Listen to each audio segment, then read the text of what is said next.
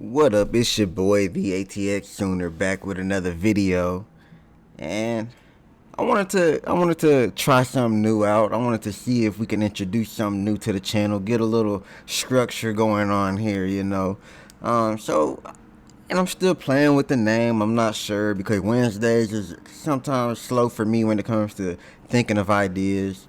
So I'm thinking of something maybe like What the Wednesday, where I think I might stick with that. Let's call it that. What the Wednesday. And pretty much what this is gonna go over is just gonna be a review of the last game and what did I overreact to? What do we learn from the game? What do we need to work on? What the Wednesday? Hey, that's a good idea. So yeah, what the Wednesdays every Wednesday, and I don't know what I'm gonna do in the off season, but I mean I'm sure we could figure something out there. But let's start with what did I overreact to on Wednesday? So a few things after going into it, listening to my reaction video to the Kansas loss. Um, a few things I overreacted to. One, I'll say I overreacted to how, and I feel like the whole Oklahoma community or fan base kind of overreacted to this also. But the whole Jeff Lebby issue, quote unquote issue, it's not really an issue, honestly. I think we are overreacting to how we're treating Jeff. We got to remember, and I don't know what I forgot what I actually got this from a podcast, a fellow Oklahoma podcast, and they mentioned this, and it made perfect sense.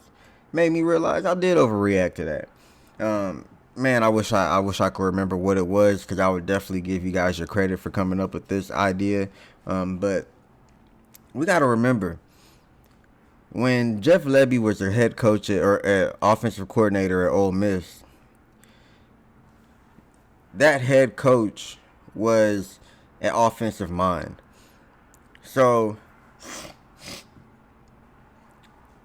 he had help. He had assistance. He was able to, bounce ideas off of this guy. Man, what's his name? I'm not even gonna worry about it. But he was able to bounce ideas. Lane freaking Kiffin. He was able to bounce ideas off of him. Lane was able to be like, hey, no, let's not do this now. Let's do this. Let's do this. Let's not do this.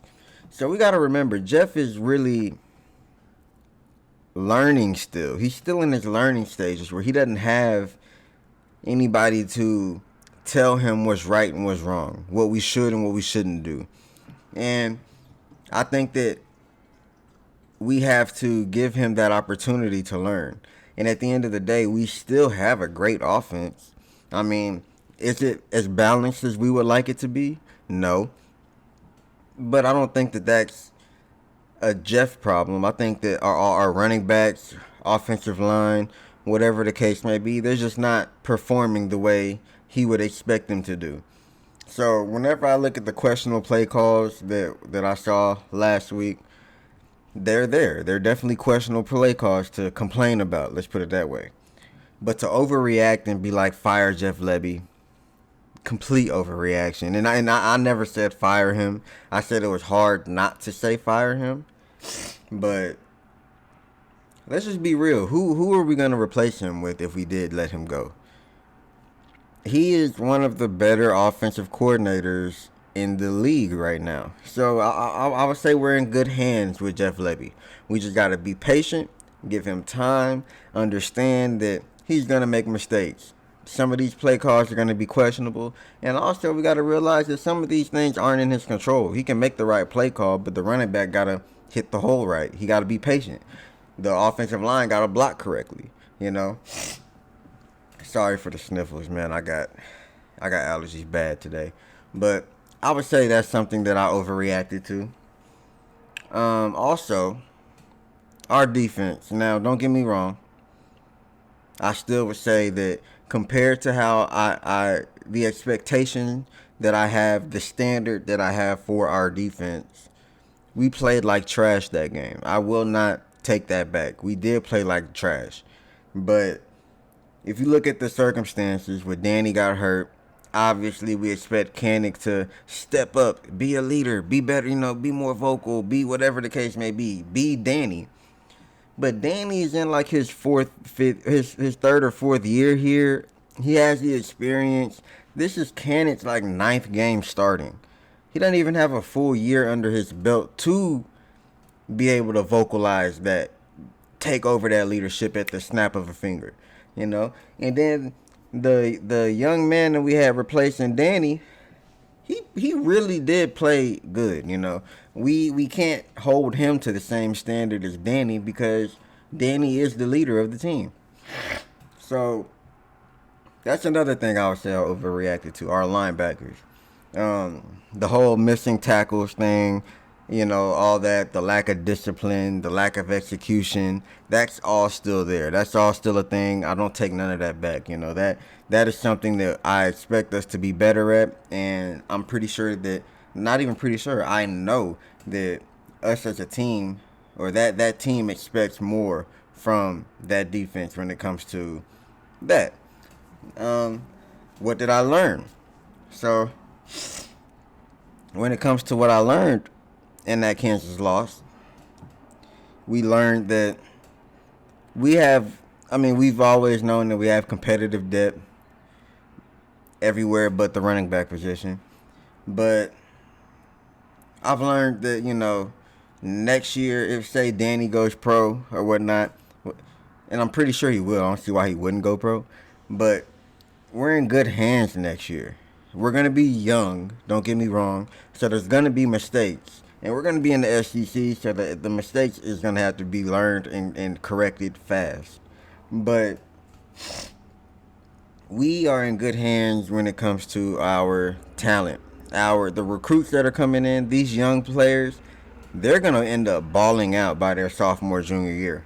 Like, I expect Kanik next year to be a freaking baller next year, And then we just got so much talent on this team, and like I always say, it's recycling itself. So we're gonna just keep getting more and more, getting better and better with the more experience that we get. Once these young players develop and get older and gain more experience on the field, they're only gonna get better. So I learned that we're in really good hands when it comes to our future, and I don't think that's something that I necessarily learned. I kind of knew that, but I'm just gonna use that as a learning lesson right there. Another thing we learned that we can run the ball. Now, that was one of the biggest things that we needed to establish this year, that running game. And the fact that we can have a running back go for 140 yards, that goes to show you, in 23 carries, even if we need just him to be that dominant running back, don't sub in as much. That's something that we learned that can happen. As long as he can stay healthy, then we have the capabilities of being a great running team like we're used to being, like we're known for. So that's another thing I learned, I would say. A thing that I say that I learned that's not so good is that I'm not sure why we still put receivers at running back. Maybe it's because they can hit the outside faster than any of our other running backs, even though I believe Sawchuk can do that. But that's not a good thing, man. And we're seeing that. And yeah, we have success at Farouk running the outside zone here and there, or even Freeman. Even Galvin. If he's in the game at running back, we understand that he can provide positive yards in that case too. But there's a reason why we have running backs, because that's their job to do. It's not the wide receiver's job to catch the ball and run the ball necessarily. Don't get me wrong. There's always a wide receiver reverse or whatever the case may be. We have plays for that, but it's not doesn't have to be a wide receiver lined up in the backfield because we don't have the running back talent to hit the edge or catch the ball. That's something that we need to develop. That's something our running backs got to get better at, and that's something I learned. That's a lesson that I would say I learned that we need to get better at. We need these running backs to be complete packages. We need them to be able to run the ball, catch the ball, carry the ball for freaking 30, 30 carries a game if we need that.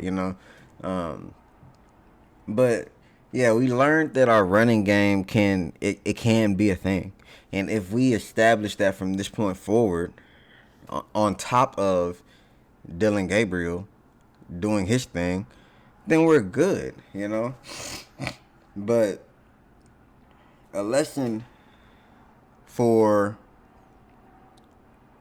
Jeff Lebby that he should have taken from this game, this previous Kansas game, and throughout the year. Even though I'm not gonna sit here and say that, because like I said, I completely overreacted. Even with his play calls, they're not working necessarily. There are some questionable ones now. Don't get me wrong, but for the most part, his play calls aren't working because of the execution of the play, not because of the bad play call. But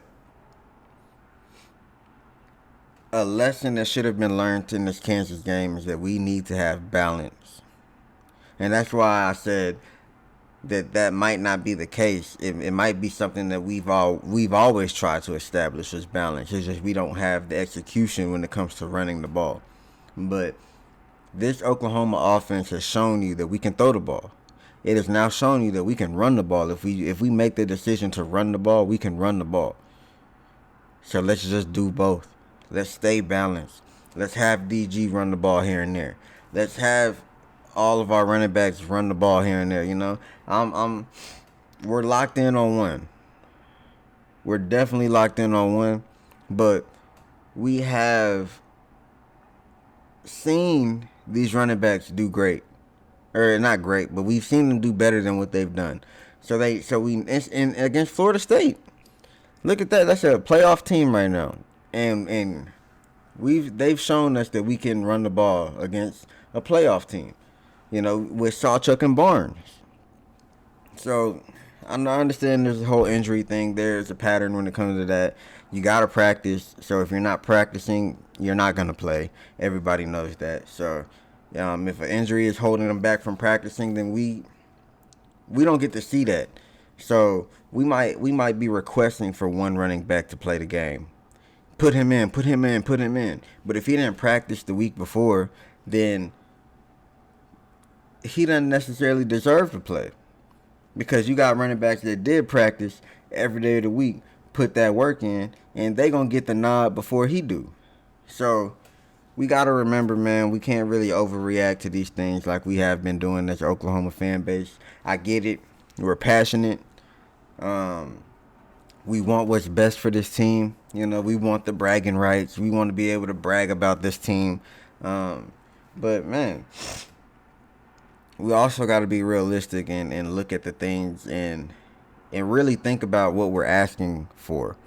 Like again, going back to the whole Jeff Lebby thing, if we're really asking for that man to be fired, it's almost like don't tell me to do something without giving me an idea of how to replace it.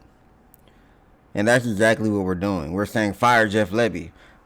And it's like, okay, let's say we fired Jeff Lebby. Who do we bring in? Crickets. Nobody knows. You know what I'm saying? So, what the Wednesdays? These are things what we learned.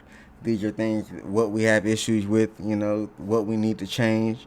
That's what this is going to be about. I hope you guys enjoyed a little preview of it. I'm going to try to keep all these videos under 20 minutes. I know that the length of it ain't.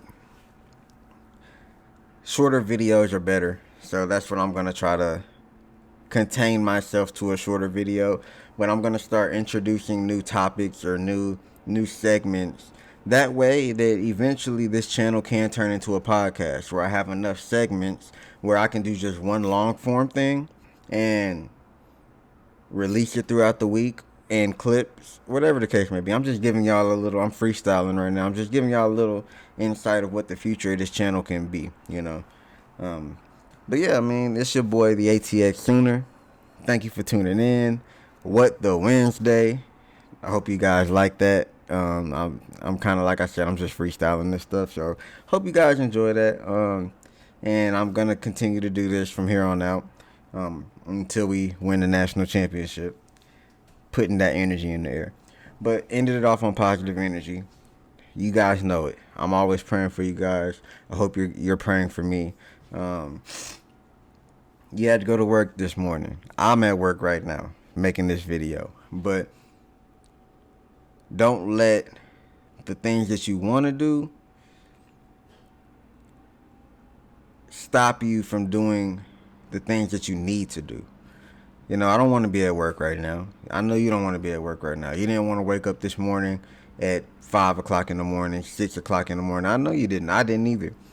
But when you got responsibilities, you have to do things that you don't necessarily want to do. That way that you can have what you need to have. And then also what you want to have. Because without going to work, you can't get what you want to have. Hopefully one day this whole podcast thing, this whole YouTube channel can get me out of my job, But that's extra work I'm putting in while I'm still working. I don't like doing it. You don't like doing it. But you got to realize there's 7.8 billion people in this world that are doing the same thing. And there's always somebody that has it worse than you. So just be appreciative and don't let the hard times put you down or bring you down, all right? But that's it. That's all I got for you today. I'll be back tomorrow for a...